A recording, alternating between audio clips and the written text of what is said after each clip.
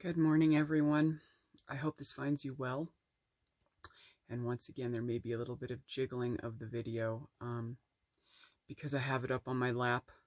There's no place really in here for me to put this thing, so I'm just sitting here by my window doing my thing, and it will wiggle a little bit here and there. I apologize for that. I need some kind of better setup, but I don't have one at this point, so it's going to be what it is. So I'll try really hard not to jiggle it. But this is our next installment in returning to our first love. I've had some discussions with beautiful siblings over the last couple of days, and it's crazy because one discussion in particular with a dear one, and this person knows who they are. I can't believe how confirmational this is this week. How the numbers point to mission for my own journey. And how loudly it speaks to me in such profundity. Is that a word?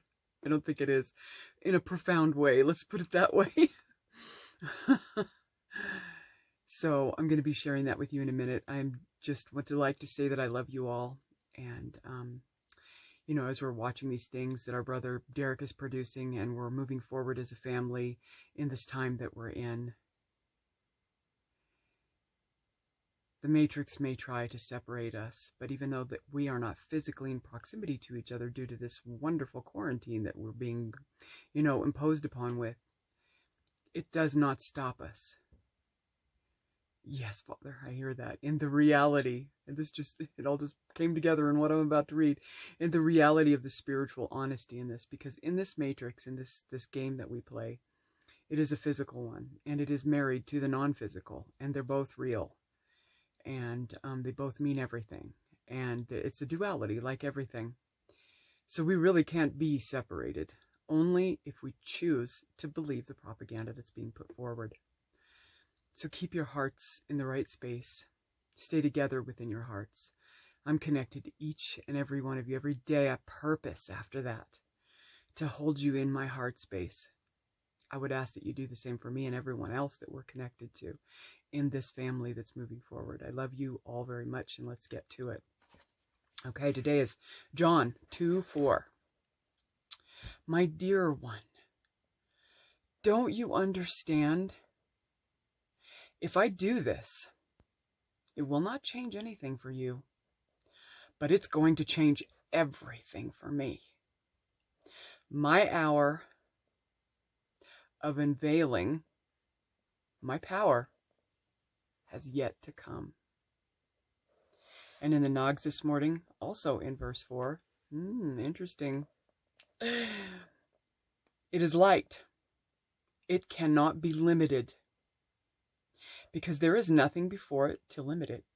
It is inscrutable, for there was nothing before it to scrutinize it.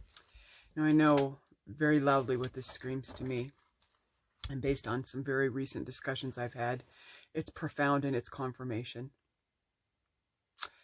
What is it saying to you this morning? Go back and listen to it again if you need. Read it yourself in your scriptures that you have.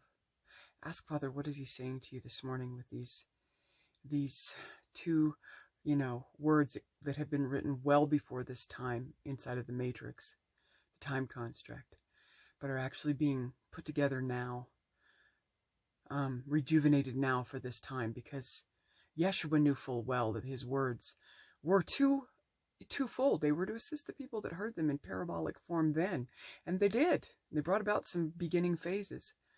But he also knew very, very, very well about this game we find ourselves in now.